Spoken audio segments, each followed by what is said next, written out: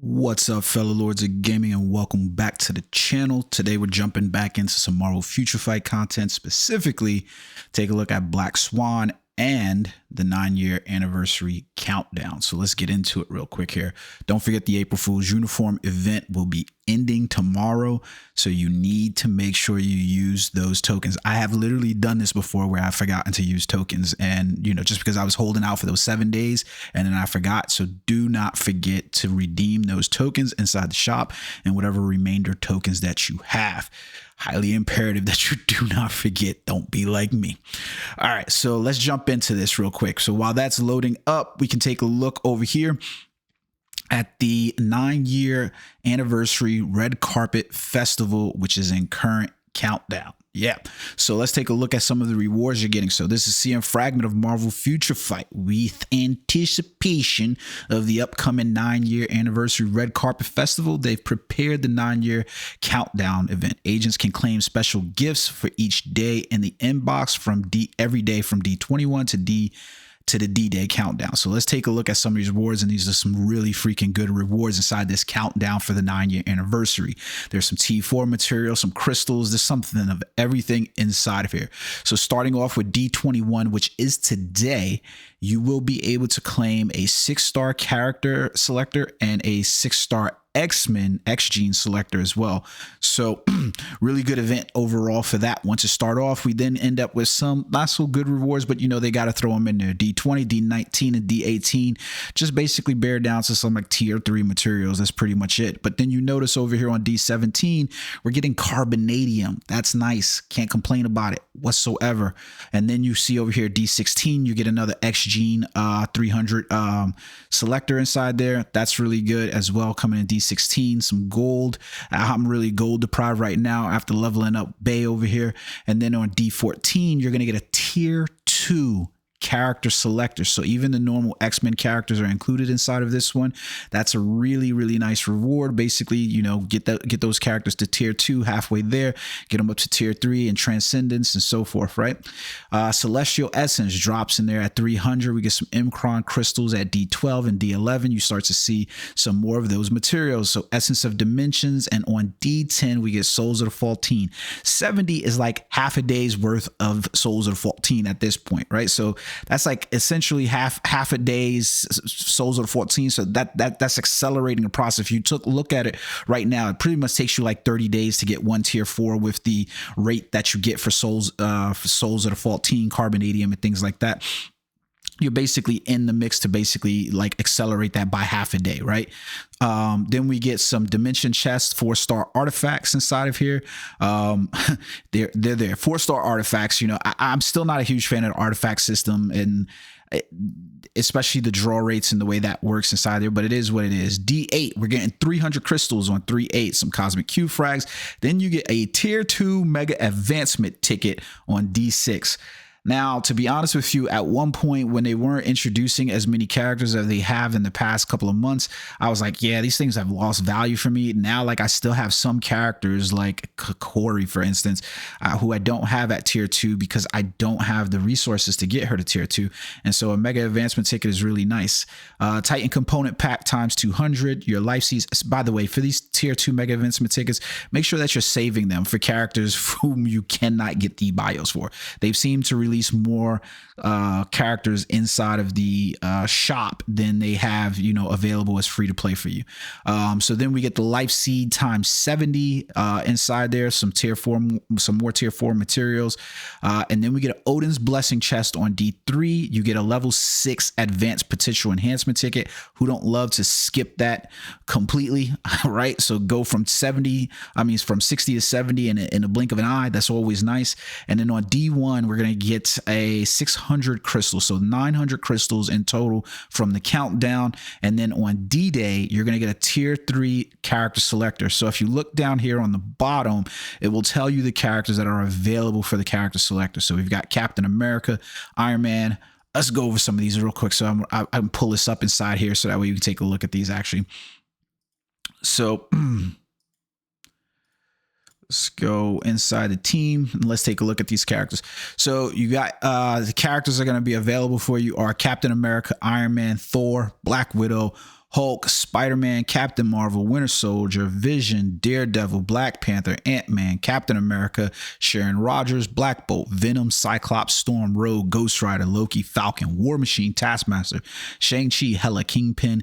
The list goes on of the characters you have. It's a very extensive list. Now, there's some characters in there that are probably more prime for you to basically get at, especially if they have tier 4s.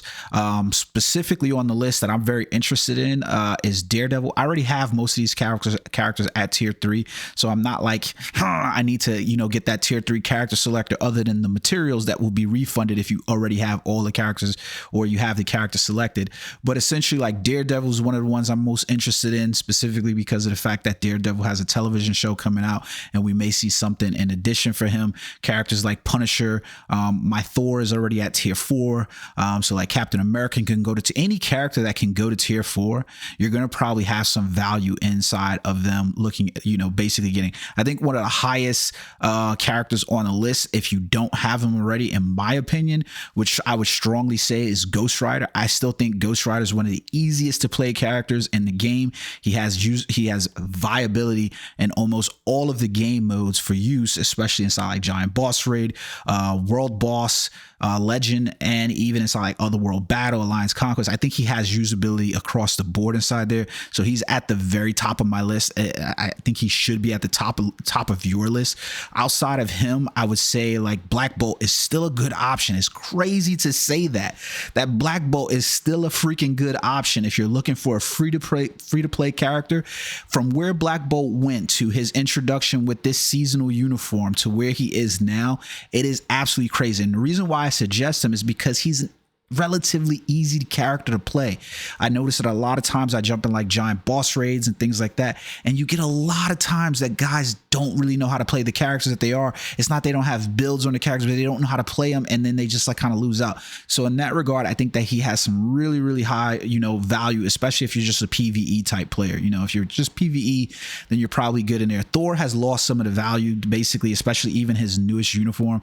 So it's like hard to suggest him still at this point. I think there are other better characters inside of the rotation there that are available for you, like Loki. I'd probably even go with like characters like I'd probably go with like Spider-Man or Black Panther over Thor at this point, to be perfectly honest with you. Thor's a good choice, especially if you're a fan, like, no doubt about it, but he's definitely losing some of his value like that. He's needing a new uniform or something, but he's there anyways. So, and then on the list as well, you'll notice that Gwenpool is in the running as well. She could be receiving an update when we get the MCU Deadpool movie coming out here, but that's the list. It's a very jam-packed 7-day countdown inside here. Now, I specifically am smashing these videos up because I want to talk about Black Swan, but there's not a whole lot to say here, and I'm going to be pointed in why I'm saying there's not a whole lot to say. So Black Swan is the newest World Boss Legend with the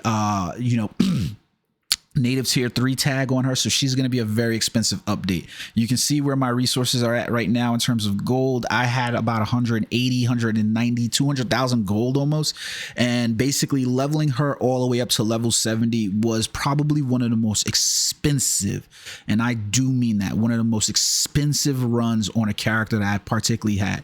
Now, here goes my only problem with the fact that I leveled up Black Swan to tier 3 is that, let's be perfectly honest, she's a tier 3 character, and that's the problem. So, like, is she a good character? Yes, she's a very good character. I don't see a reason for you not to level her up. I think that you don't need to rush leveling her up like I did for content. Specifically, like, I don't even have content to bring you because she doesn't have a tier 4. And unfortunately, there are a couple of game modes in this game where, the tier of the character is going to reign supreme. And so if you are looking for a character to play World Boss, well, guess what? More than likely, I should be telling you to rush to play World Boss Legend because you want to stick to playing Black Swan, King the Conqueror, and Dark Phoenix in some respect, and you should be hoping to basically get Black Swan on a day-to-day basis. And if you have enough tier 4 characters, this is the mode that you should be playing, so that way you can acquire the most amount of materials possible for to get to rank up your characters, and where you have the best chances at getting things. Yeah, some of the other characters, they have these, and you'll notice that they had chance ups on specific books. Problem is that, I still rather go inside Black Swan, because the possibility and chance of me getting any CTP from her, is better, right? Like I can get a mighty CTP from her if I'm so lucky that it would drop inside of here. I'm getting plus ups on all of the rewards that I'm basically getting from her as well. So even if I was just headhunting for specific books, and I am right now, I'm looking for speed books, I'm looking for universal books because I've used those. I still rather go to her and take my chances than play Null, Mephisto, Ultron, Gore. Even to some extent, to be honest with you, I don't want to play Kang the Conqueror. He's an annoying boss to me. I like her mechanics better. Phoenix is a very annoying boss to me. I think the only benefit of playing Phoenix, and honestly, I don't see no benefit of playing Phoenix. Let me stop lying. There's no benefit to playing any of these bosses over her. Now, I can say that I don't necessarily rotate more than like 2 or 3 times to see if I can get to Black Swan. If it just doesn't come, it just doesn't come. And you can see how it works out there. I'm not going to go over 1 million basically, like when I'm refreshing this, because then it just becomes worthless to me inside there. Like I'm just not doing it. That's not what I'm doing. Right. Especially on a day like today where I still have to complete the event quest that's up. Right. So we've got the event quest that we have to finish out, and I've got to beat Null and Mephisto 1 time. So I'm already down, basically 1 battle or 2 battles basically with her inside here. So it just doesn't make a whole lot of sense. So in that regard, you're not really using her at the tier 3. Does that mean that she can't be used inside of here? We'll take a look at her in a second over there inside Ultron. So the other problem is that the other game modes that you would be using her in, timeline battle, right? Timeline battle is going to be dominated by tier 4s, as is, Otherworld battle. You could get away if maybe she was a level 80, character, but she's, as a native tier 3, she's definitely going to be a little bit above any of your other native tier 3s or, your tier 3 characters, but not as much where she's going to probably affect the landscape of the battle space. That's just the truth of the matter. She is definitely a go-between character. So I'm going to show you how I've built my Black Swan. So here we go. So here goes the good thing for me. I didn't have a whole lot of stats that I had to fill out. Just my crit rate was low. So all the rest of the things I was basically able to get after. So I gave her a nice generous build because I do like the character design, and I'm hoping they don't take long before they come back to her. So I did give her some ESOs, just basically like fill her out, bolster her up. But did she need the ESOs? Would I suggest that you give her ESOs? Odin's Blessings, excuse me. I wouldn't suggest that you give her Odin's Blessings, specifically because she's a tier 3 character. I would save your Odin's Blessings if you're in a tough spot. That way, you can use them for other tier 4 type characters that you're using. That's my opinion. I got her up to a rank 5 type. Was getting a little too costly, basically, to try to get her to 6. And yeah, it just was what it was. ESO 8s equipped with a Power Angry Hulk. I was lucky inside of the event shop to pull her artifact. And now it wasn't a 5 or a 6-star, but I did get her 4-star, which basically gives her the increased basic damage to superhero and supervillains by 14%. If I had gotten a 6, it'd probably be a 20%. And then for custom gear, I did drop a mighty CTP of Greed on her. The reason why I put a mighty CTP of Greed on her is because I really didn't know what the hell to do with her in terms of like how she's built specifically, because we'll take a look at some of her skills inside of here, right? Is essentially with her skills, let's take a look at her passives first. So you've got the passive here where she's increasing the additional pierce damage what applies itself, right? And she's decreasing the basic damage received by 40%. So this is good whether you're inside PvP or PvE. Like, it doesn't make a difference, right? So she's like the go-between basically there. And then she has this really cool bonus inside here where she basically gets like an immortality buff. That's like a new thing for us. We haven't seen this before, where she ignores basic damage. damage when it's 10%, her HP is below 40%.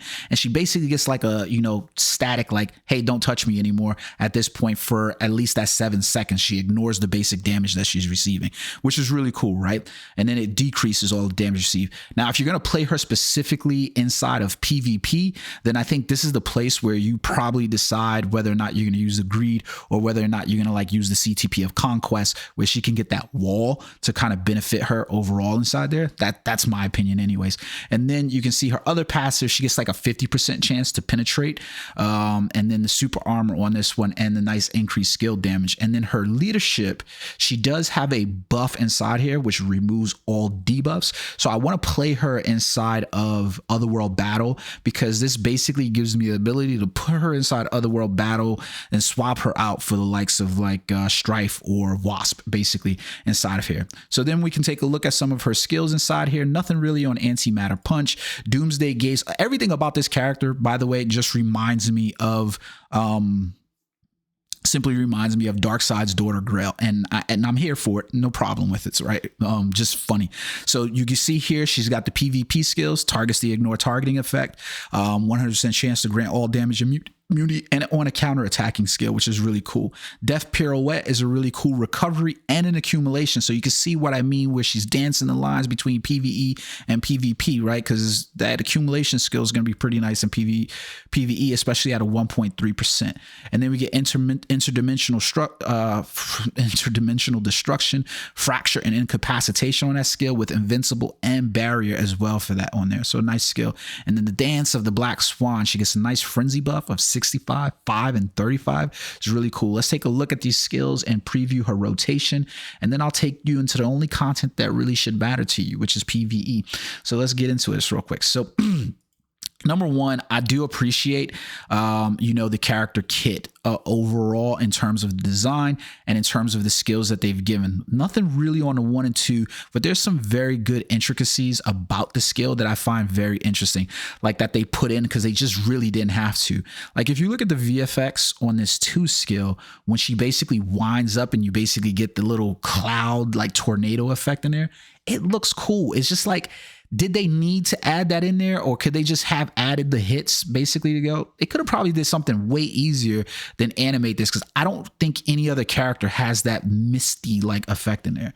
Her 3rd skill is a counter skill, so but it's spicy even without the counter. So let's put the combat settings, put the AI on, and let's trigger that counter effect skill. It's the same thing, right? But it looks really cool. She basically goes Superman and goes super nuclear on them.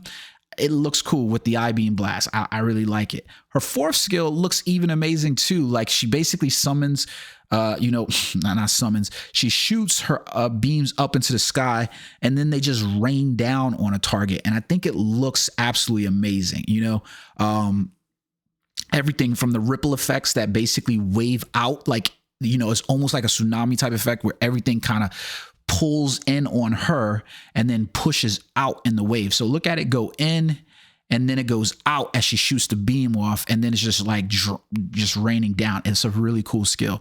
Her 5th skill, little hand punch down on the ground, and then she just slams everything down. Look at the area of effect on that thing, right? And then her tier 3, it's a really Loki-ish kind of like skill. So it's still a good looking skill. Let me not say that, especially with the VFX on. It's a really cool looking skill, but I think that is just such a call out to like Loki, like. So it's cool though. It's cool. You know what I mean? I'm feeling it. It's cool. I just wish there was a little bit more to it. That's all I'm trying to say. So let's take a look at her combos inside her. She's got really simple combos of 3, 4, 5, right? So we're just going to go 3, slight delay cancel 4, and then right into 5, right? And if you notice, the delay cancel on 4 is pretty easy to notice because there's not a whole lot happening where you have to be aware about it. So now the interesting part is trying to hit that on a counter attack as well, so that way you get the counter attack and then you get the 3, 4, 5. So let's see that one more time. So it's the 3, very slight delay cancel, like you're only in it for 1 second and you can see exactly when it is that you need to delay cancel inside there, which I appreciate. So look, she basically goes up in the sky and then you just basically roll 3, 4, 5, really simple. And then her second combo for when her tier 3 is up is simple 3, 4, 5, and then 6. 3, 4, 5, and then 6. really simple inside here. So like if you want to try to get that rotation all the way up, you can, don't forget that you can always work inside, you know, the skill rotations. Like I always tend to try to work in all of the skills. You know, I think it goes without being said, because like while there's, you know, you can look at her 2 skill, excuse me, I forgot, it's not on a 3 skills, on a 2 skill. The 2 skill has the counter attack, which is crazy. So you're gonna need to work that in. So I would work in that 2 probably, especially because, you know, it's granting you the damage all immunity and grants you the target ignoring effect. So you can hit the 2. I would work in the 1 just simply from there, or you can just go 2, 3, and then into the 4 and 5 skill. Yeah, because the 2 is going to basically set you up for that 4 seconds, especially with her slow, with her, you know, quick fire skill rotation off. The 2 is going to set you up for that all damage immunity inside there. So let's take a look at her inside of, World Boss Legend. Like for me, I hate to say this, and I always remind people, like it's kind of like the thing, right, where you say, do I care about timeline battle? I know people care, but do you really care? Like, are you really in the habit of caring about whether or not this character compete inside an area where you're not going to probably win the top level rewards? It's the same person winning the same rewards all the time. So like, I cannot for the life of me be like, yeah, I'm that concerned about competing at those levels. So what we're going to do is I'm going to swap out her so that way I can get the energy attack from her, and I can get the Black Swan. She won't benefit from that. Oh, I forgot about that because she's only applying to universal types. Yeah, we're going to pop her out and we're going to pop that in, and then we'll go with Black Swan, because I just remembered Medusa's is only to universal types. Did forget about that. Wow. Did forget about that. Where is my Black Swan? There she goes. All right. So I'm going to use her basically for the leadership. And here goes the thing, right? I think for most people inside World Boss, especially if you're playing like Ultron, you're playing Gore, you're playing some of these other characters, there's an investment now for you to basically climb higher stages. But I think for some of your average players, clearing up to stage 9 and then just rolling so that way you get the rewards is just good enough. You know what I mean? Like, unfortunately, I hate to say that, you know what I mean? So let's go in here and let's take a look at her. So it's a really simple skill package. I've got her at tier 2. I don't want to use this one. Let's go with just a simple one like this. Yeah. So we'll go with this one right here. So stage 2 is just what I have her at. So that way you can see the performance. Like, I think a lot of players don't really push. I still maintain that. So we'll see what this looks like. All right. So let's go into here. And I hate to say this, but this is a very weakened, it's a very weakened Ultron. So like, just be prepared for that. Like, I hate to say that, you know what I mean? But it's the truth of the matter. It is the truth of the matter that, you know, this is not the Ultron from before. Oh no, don't get hit, bro. Switch out so that way I don't get hit.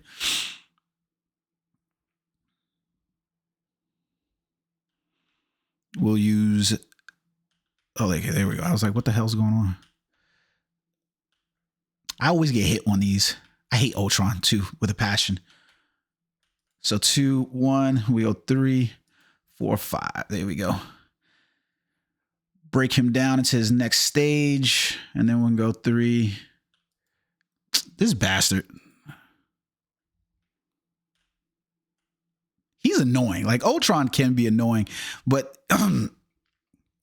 he is what he is. You know what I mean? Like, unfortunately, he is what he is.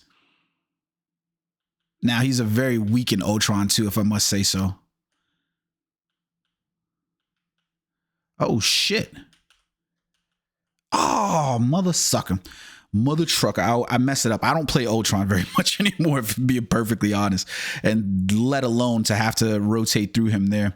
So like, you can see, like, overall, like, this is going to be my problem ultimately with her, right? Is that, like, let's go into here real quick. So we can go back here. Can she complete that content? Obviously she can. So we're looking at her. She is going to be a She is going to be a speed type supervillain who is a female. That's what we're basically looking at. And so this is the list of characters that she essentially has to compete with. She only has one character who essentially is like, you know, above her in terms of that. So she's got Medusa. She's got goddamn Mystique, who's literally sitting at tier 4. And then when you look at the rest of the lineup inside of here, I think that's like some bit of like, you know, is she going to perform better than Squirrel Girl? Yes, 100%. Black Cat? Yes, 100%.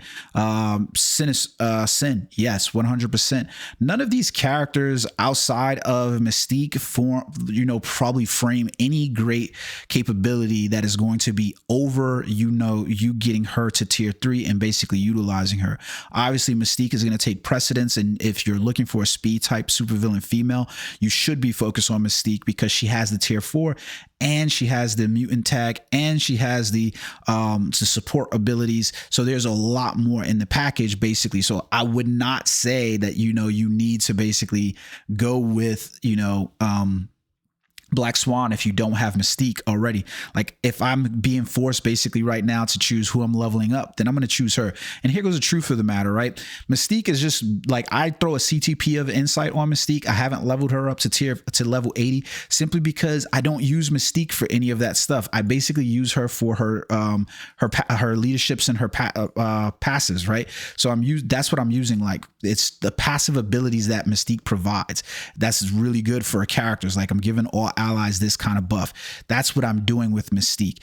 Now, if I get her to level, you know, to level 40 or whatever, or level 80 or whatever, is she going to be more beneficial to me overall than Black Swan is as a DPS main attacking character? More than likely. Like that's the truth of the matter. So like basically inside that speed supervillain female type character class, this is the characters who you basically have to choose. None of these other characters in here are probably seeing an update within any time frame. I mean, your Ghost is not going to see anything. I don't even know when it was that we last got this character. I don't know. And, you know, she took forever to receive an update and she finally got one. Black Cat, Squirrel Girl. I mean, these are not prime example characters that you're basically looking. You're hoping basically that when you level her up, that she will get some attention because she is a World Boss Legend and she's inside that new World Boss Legend Plus status. So their desire to basically tier for her probably should be greater than any of these speed supervillain female type characters. So overall, I think a good addition to the game. I like the skills. I like the abilities. I probably will never use her. That's just the truth of the matter. Outside maybe that debuff ability inside of like Otherworld Battle, if I just had to use her, that's where I'm at with the character. Unfortunately, especially as they add more characters that have that debuff effect, you probably won't need to use this character so much. So you're basically looking at a character that they've given you simply like they've done with every other World Boss Legend type character. Because if you go inside World Boss and you look at all of the World Boss Legend characters, whether it's Black Swan, Null, Mephisto, Gore, King, the only one that's gotten as much love inside of here is Dark Phoenix, and she's gotten her tier 4 and she's been the darling of this game since it was released. So you haven't seen a tier 4 for Null, you haven't seen a tier 4 for Mephisto, Gore, and it's been a while since we had these characters introduced. Kang was not given the greatest of love when he was introduced and probably should have been released as a tier 4 type character inside of here, but they didn't do it, and so we haven't gotten those. So my belief that we'll end up with a Black Swan in here where she will essentially be a tier 4 character anytime and any soon is very low, especially since we got Thane and Ebony Maw basically coming for the mid-month update. But that's my thoughts on it. Let me know what you guys think in the comment section below.